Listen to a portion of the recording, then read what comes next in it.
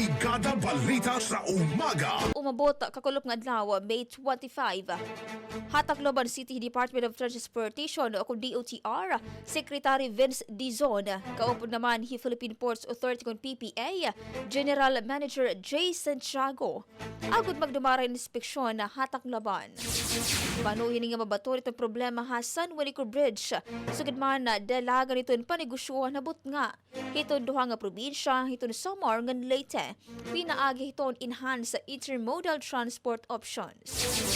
So, mentro naman itong inspeksyon pag-assess han kapasidad itong mga pantalan gan mga infrastruktura sugod man itong pagtudlok kung napatiwanan no makagserbi ang Tacloban Port como alternatibo nga rota para mga magbugat nga sarakyan nga paapektado han restriksyon han mao nga tulay.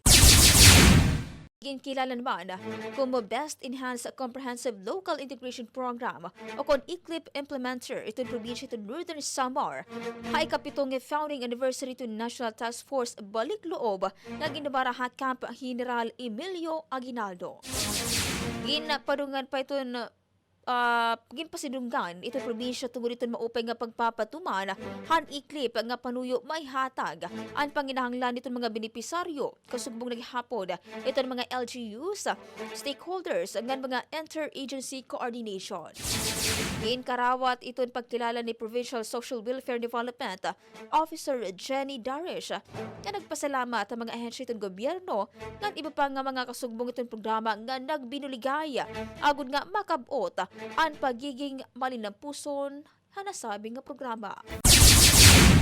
GINPAPANINGKAMOTAN na nga dayon magigamitan yan ang SEMANA itong ginihingayad nga amandayihan port BASEY SAMAR.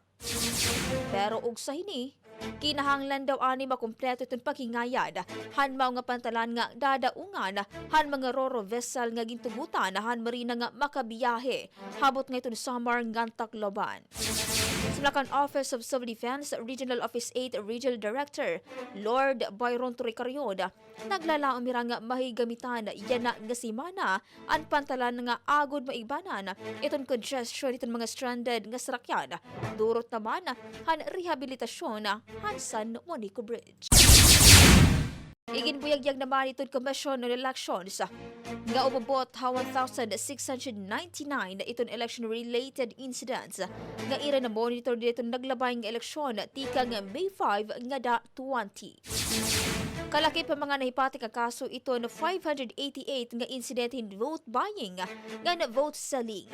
473 nga kaso naman in disinformation o kon fake news nga na 292 nga kaso naman in misinformation.